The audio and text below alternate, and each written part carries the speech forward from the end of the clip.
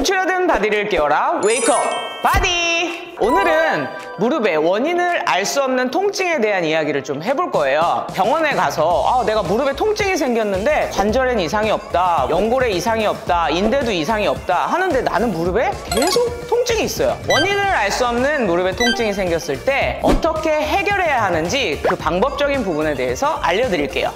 자, 오늘의 1일 도우미 김영주 트레이너를 소개하겠습니다. 네.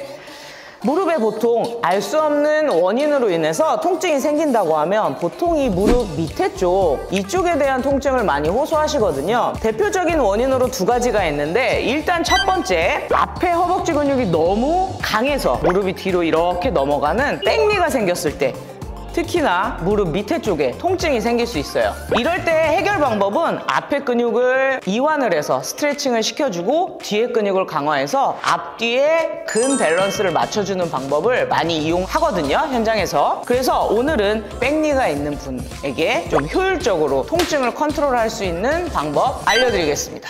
여러분들 집에 폼롤 많이 갖고 계실 거예요. 폼롤을 이용해서 앞에 근육을 좀 이완하는 방법을 먼저 알려드릴게요. 우리 플랭크 자세라고 많이 아실 거예요. 팔꿈치를 바닥에 댄 상태에서 앞에 근육이 좀 타이트하다고 느끼는 그 위치가 있을 거거든요. 그 위치에 대고 천천히 앞뒤로 롤링 해주시면 돼요. 이때 너무 아프다 하시는 분들은 이렇게 발끝을 살짝 대셔도 되고요. 나는 괜찮다, 조금 자극이 좀 덜 온다 하시는 분들은 그대로 발끝을 떼주시고 위아래로. 이때 주의하셔야 될 점은 허리가 너무 이렇게 꺾여서 허리에 자극을 많이 주거나 하시면 안 되고, 자, 몸을 평행하게 일자로 만드신 상태에서 코어 근육에 같이 힘을 주고 위아래로 롤링을 해주시면 돼요. 이때 주의하실 점은 개별 위치에 2분을 넘지 않는 선에서 해주시는 게 좋습니다. 왜냐하면 2분을 넘으면 오히려 근막을 너무 자극을 많이 시켜서 염증 반응이 일어날 수 있으니까 그 부분은 조심하셔야 돼요. 적당하게 2분 정도 자극을 주고 난 이후에는 조금 더 위쪽으로 위아래로 롤링. 그렇죠. 마찬가지로 2분씩 수행해 주시면 됩니다. 폼롤로 근막을 이완해줬으면 본인이 스스로 셀프 스트레칭을 할 수도 있거든요. 이렇게 윗다리를 잡아주고 뒤꿈치와 엉덩이가 붙을 수 있게 쭉 당겨주세요.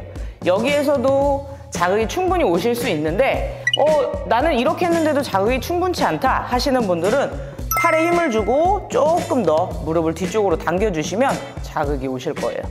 이때 주의하셔야 될 점은 허리가 너무 앞으로 제껴지는 거, 이거 항상 조심해 주시고 배에다가 살짝 힘을 주시고 이 부분 고관절만 이완이 될 수 있게 뒤로 쭉 당겨주시면 충분히 스트레칭이 가능해요. 이때 약 10초간 홀딩을 하시고 천천히 다시 쭉 둘, 셋, 넷, 다섯, 여섯, 일곱, 여덟, 아홉, 열.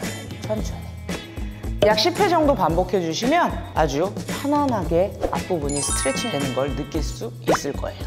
옆으로 누워서 하는 스트레칭보다 조금 더 자극을 강하게 줄 수 있는 방법이 이렇게 하프닐링 포지션에서 할 수 있는 스트레칭 방법인데요. 자, 이 방법은 조금 더 중심부의 안정성이 필요해서 중심을 잘 못 잡으신 분들은 넘어지실 수 있으니까 그 부분은 항상 주의하세요. 자, 이 포지션에서 똑같이 잡아주시는 거예요. 잡고 그대로 뒤꿈치와 엉덩이가 만나게 당겨주시고, 이 자극도 충분치 않으신 분들은 앞으로 체중을 앞쪽으로 지탱을 해서 천천히 또 당겨주시는 거예요.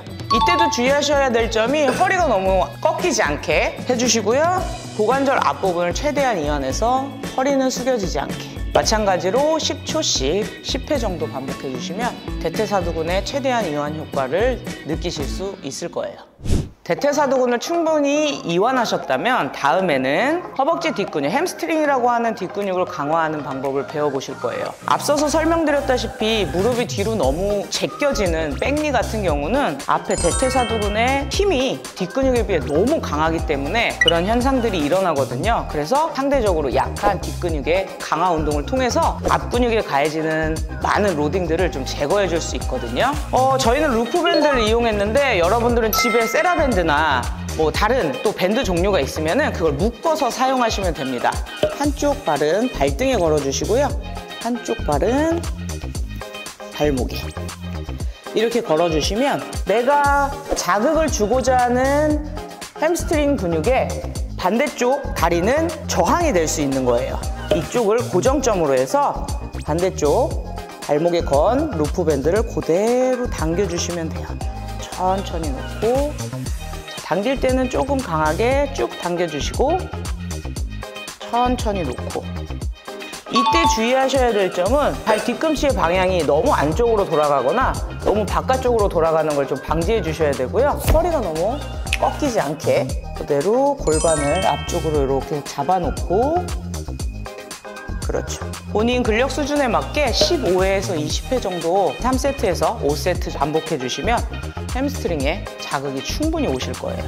근력이 워낙 강하신 분들은 밴드를 이용해서도 충분히 자극이 안 오시는 경우가 있어요. 그런 분들을 위해서 최고의 효과를 낼 수 있는 짐볼 컬을 한번 해볼게요. 몸통은 일자로 유지할 수 있게 얼라이먼트를 잡아놓고요.